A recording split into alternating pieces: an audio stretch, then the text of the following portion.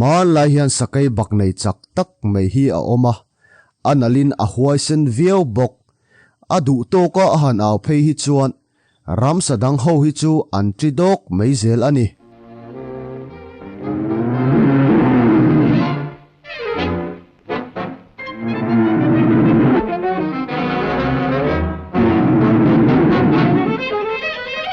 ramsa ho zong zong telal ani a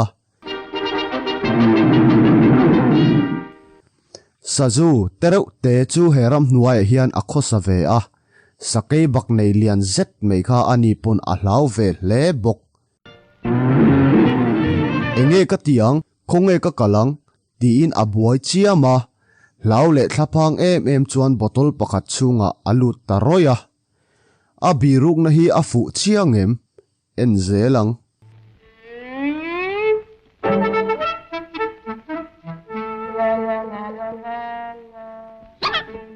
ew a ir fiak vel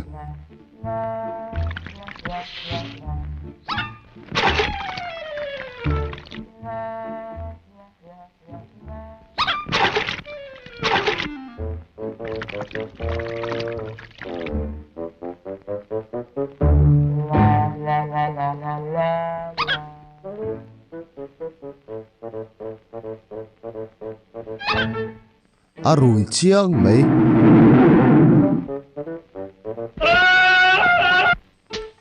a au vel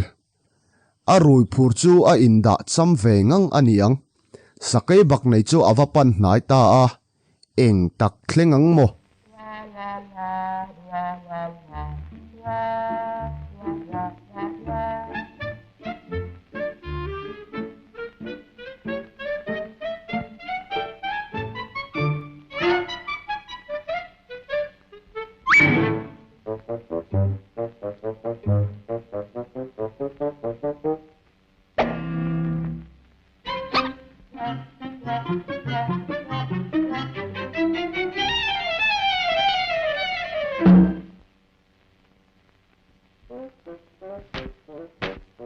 ew a beng sok sok mai inda bon lutuk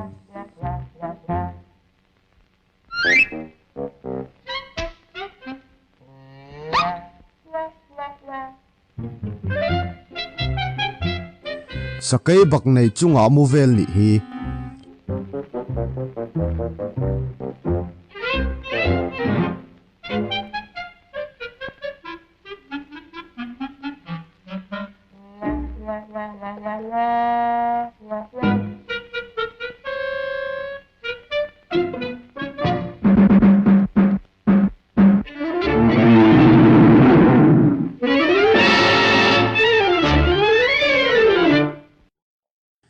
avaman chiang ta ve le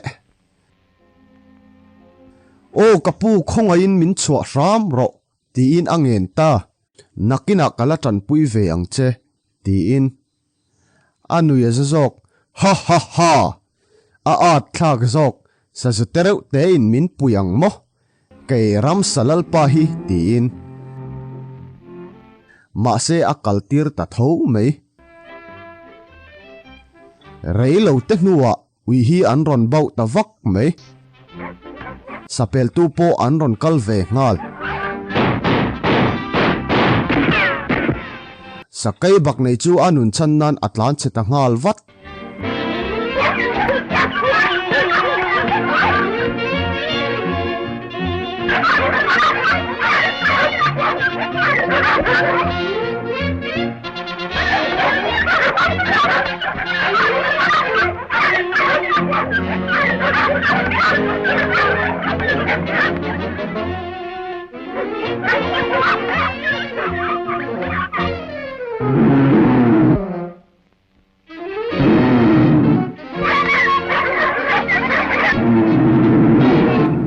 atang ta chap mai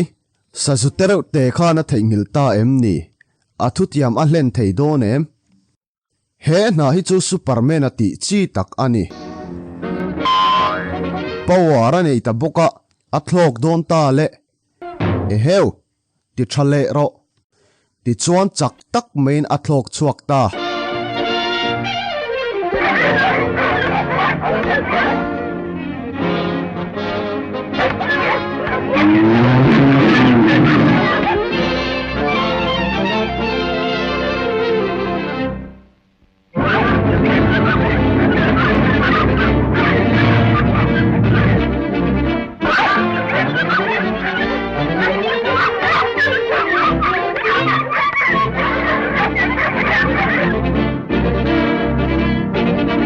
thu tiam chu hlenin a chan chuak ta a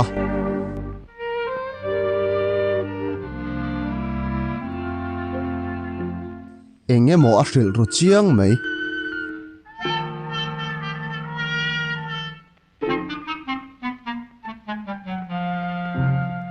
Sakeibaknei le Sazu tereuh te chu thian tha tak ni chawin an hlim dun em bok ani a top ta